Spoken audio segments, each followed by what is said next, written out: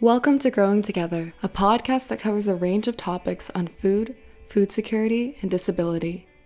In this episode, we will be speaking to our partners at the Disabled Independent Gardeners Association, or DIGA, and the Disability Foundation in Vancouver, British Columbia. DIGA is a small affiliate society of the Disability Foundation dedicated to help those with disabilities overcome their barriers to gardening. DIGA is active in 8 community gardens throughout the Lower Mainland, and they offer tours, workshops, and custom adaptive equipment to its membership. This episode will be split into 2 parts, and right now you are listening to part 1. Within this episode, you will meet the executive director, DIGA coordinators, staff, and members to learn about how the Disabled Independent Gardeners Association works to make gardening accessible, what it's done for its members, and its origin stories.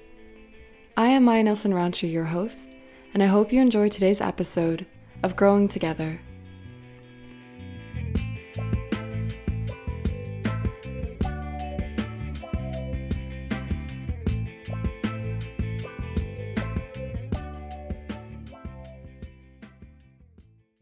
DIGA is one of 6 societies that the Disability Foundation overseas. It was realized by Sam Sullivan, who started the Disability Foundation, that not everybody wants to, has an interest in hiking or paddling or sailing, which is why, one of the reasons why DIGA is so attractive. It provides a different type of recreation for our community. That was David Fong, the executive director of DIGA. In order to provide opportunities to pursue gardening, DIGA is constantly working to break down the barriers to gardening. To better understand what these barriers are and what DIGA is doing to help overcome them, I spoke with the DIGA program coordinators, Victory Obefuna and Michelle Wood. When it comes to barriers, one of the things that we need to talk about is accessibility. So accessibility is basically, in my opinion, alleviating those barriers that prevent people from doing what they want to do in life. So you asked what the main barriers are, and I would identify them as, first of all, a lack of funds, a lack of knowledge. Some people may not know how to garden or know what to do when they want to grow something. There's also a lack of accessible gardening spaces. That's a major barrier. And also the lack of proper tools. So the tools that people would need to do the gardening itself. So how has DIGA worked to overcome these barriers? We work with and liaise with community garden committees at each of the community gardens that we work with. And through doing that, we've been able to widen the paths and provide a suitable substrate, so a surface, for people to use their wheelchairs on without much difficulty. And that allows people to have wheelchairs, go through the paths, and not have much trouble in that way. So that deals with the issue of accessible gardening spaces. One major thing that we've done in the past year, actually last year during the pandemic, is we installed automated drip irrigation systems at each of our plots so that people don't have to worry about coming to their plots every day to water, which is a major barrier to gardening, because watering is a really important thing when it comes to gardening. So they can come as often as they want or once a week if that is what works for them. We also provide one-on-one support if people need that extra assistance in their gardens. We have volunteers that regularly come to the gardens, and we pair them with our members, and they actually assist in tasks that may be just beyond the members' reach at that point, and they're there, and members actively direct them.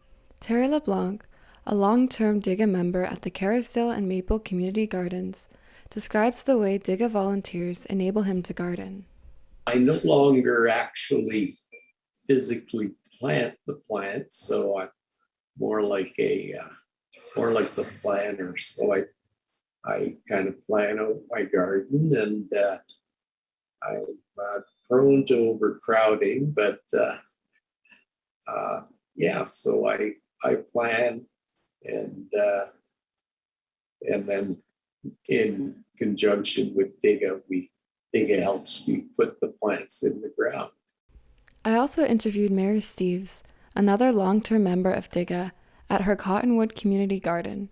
She told me how exactly she discovered DIGA and how she got herself a DIGA volunteer. A few years ago, there was a summer student, and she was looking for plots for DIGA. So I received that email because I take care of the correspondence. And I read about DIGA. And I thought, well, I don't need a plot, and this doesn't need to go to the board, but I sure need a volunteer. So I quickly signed up to be a member of DIGA, quickly got myself a volunteer, and that's how.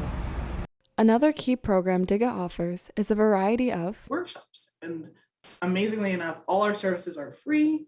So our workshops are free, and they address the issue of the lack of knowledge, the lack of knowledge piece there. So apart from just providing knowledge from reputable sources like master gardeners, for instance, and other experts in the field, it also provides an opportunity for people to socialize, to meet people, to collaborate, and also to learn how to garden from home.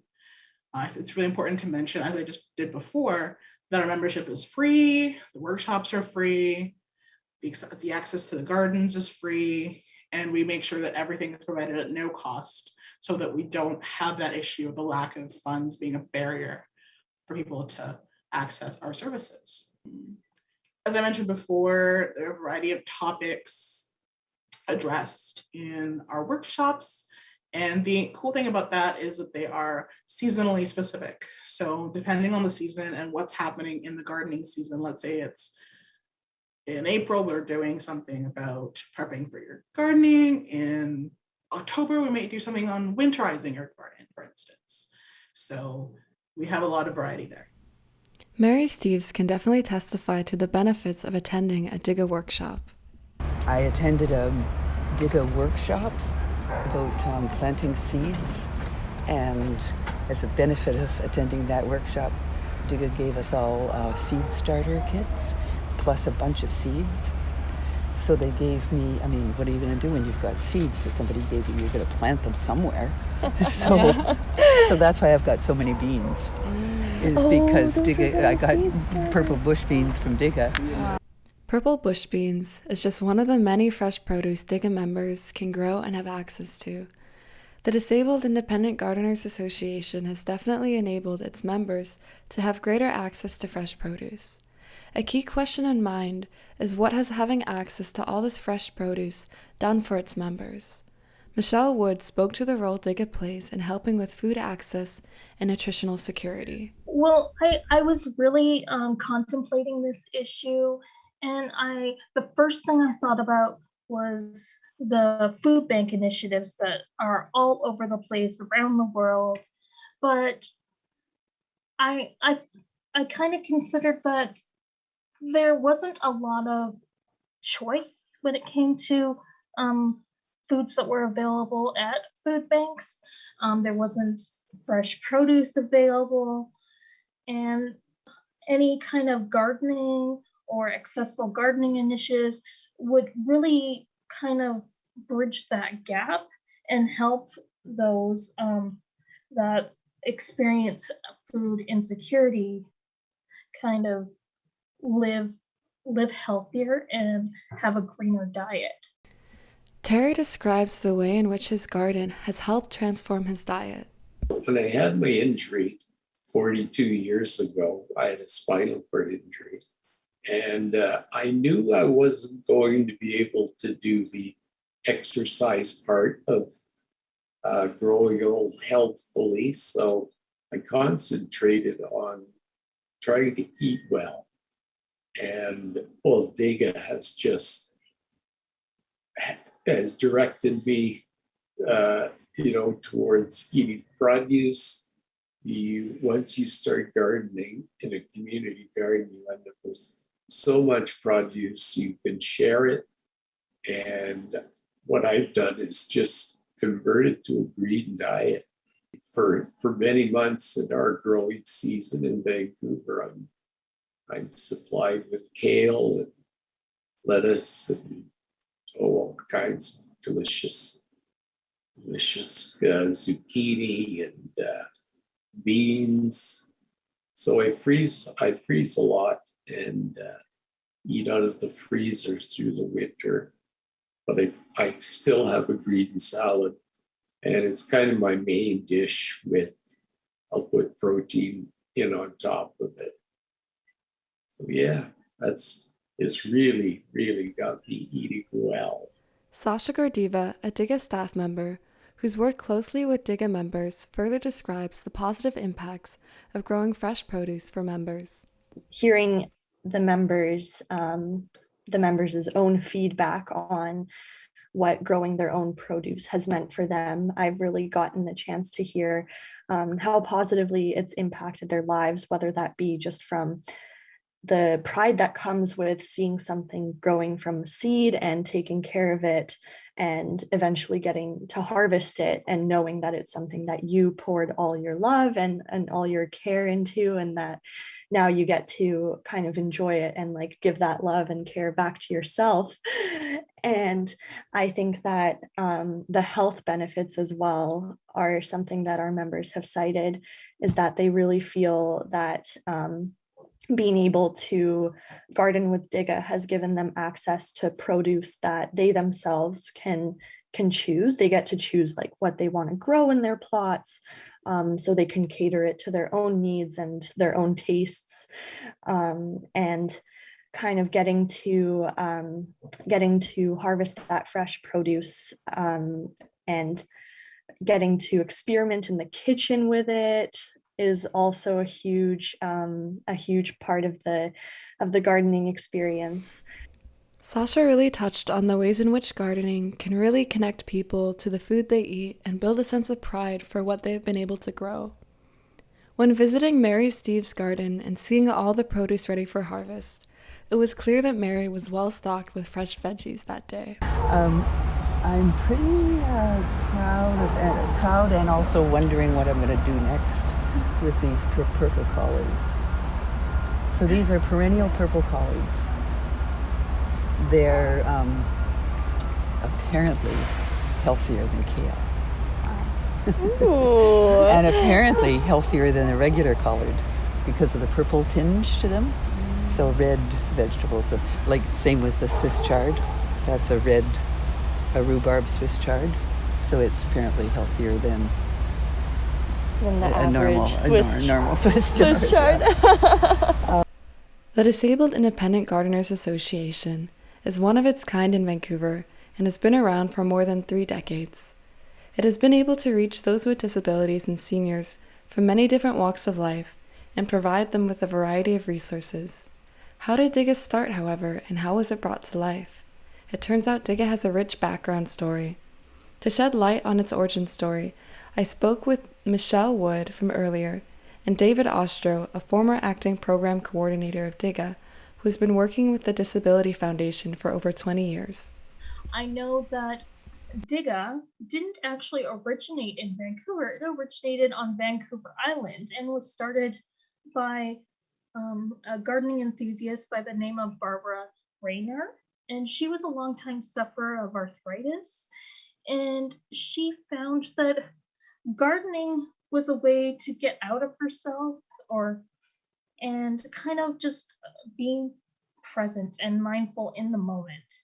And she found while she was gardening and digging in the dirt that she kind of forgot about her pain for even just a little while. And this kind of birthed the idea to start an organization for people similar to herself with various disabilities, and giving them opportunities to garden and experience the therapeutic benefits that gardening provides. So it all started with a single raised garden bed in Victoria, and it just kind of grew from there. Then in 2003, Sam Sullivan, the founder of the Disability Foundation, actually acquired and the organization and moved it over to Vancouver, where it's active today. David Ostro describes how DIGA acquired its very first plot within a community garden. I think it was an opportunity to become part of a community garden, not too far from where our office was in those days. And there was this land that was going to be developed for condos, which of course there was lots of that around there in those days. And so, you know, for the few years until the condo went up, this company established a community garden there, and they had a big sign up, you know, saying, you know, if you'd like a plot in our garden, phone this number. And so I gave that. I think I, you know, noted the number and gave it to the woman at the time who was coordinating DIGA, and so she phoned them up, and sure enough, they were happy to you know, offer us one or two of the plots there because the space was wheelchair accessible, and the beds were, you know, were raised beds, so it was very much you know, a situation that would, you know, work for our members, and in particular, you know, people who use a wheelchair. And so that was our first community garden. DIGA has been around for a while, but is not going anywhere, as it is committed to its members and continuing to work to enable people to do what they want to do in gardens. One thing that is crucial to mention is that DIGA enables people to experience a fundamental element of gardening, and that is connecting to others. An important aspect of the program, especially the community garden one, but also the workshops, is and of course with all of our programs, it's the social interactions. I mean, it's very much you know, a very important element, you know, especially, you know, when people have a disability and therefore, you know, tend to be more isolated and have less opportunities to engage and, you know, and be in contact with other people, as I say, outside of course, these pandemic times. Yeah, it's a wonderful thing for people to, you know, to have that opportunity to just share, well, whether it's specific to the activity they're doing or just to get to know and you know, make a new friend. It's a very important aspect. Terry, could you tell me what you like about the Caristol Community Garden that you're a part of? I would say it's just meeting people from your neighborhood. You know, Vancouver has gotten the reputation of being not the friendliest of cities, and but you know, when you're together with a bunch of gardeners, boy, you really bond, and you know, you swap ideas and you get to trade produce. So yeah, it's a great way to get to know your community. You just heard the ways in which the Disabled Independent Gardeners Association works to enable those with physical disabilities and seniors to participate in gardening and experience all the benefits to gardening. These benefits range from having access to healthy, fresh produce, being proud of what you grow, to meeting a new friend. You also heard about DIGA's rich origin story and how DIGA established its roots in Vancouver. Stay tuned for part 2 of the DIGA episode, where you'll get to learn more about DIGA's affiliated society, Tetra, that some would say is the backbone of DIGA's work, and DIGA's upcoming projects. Thank you for listening. This podcast was kindly supported by Ingenium, Canada's Museums of Science and Innovation. I really hope you enjoyed this episode of Growing Together.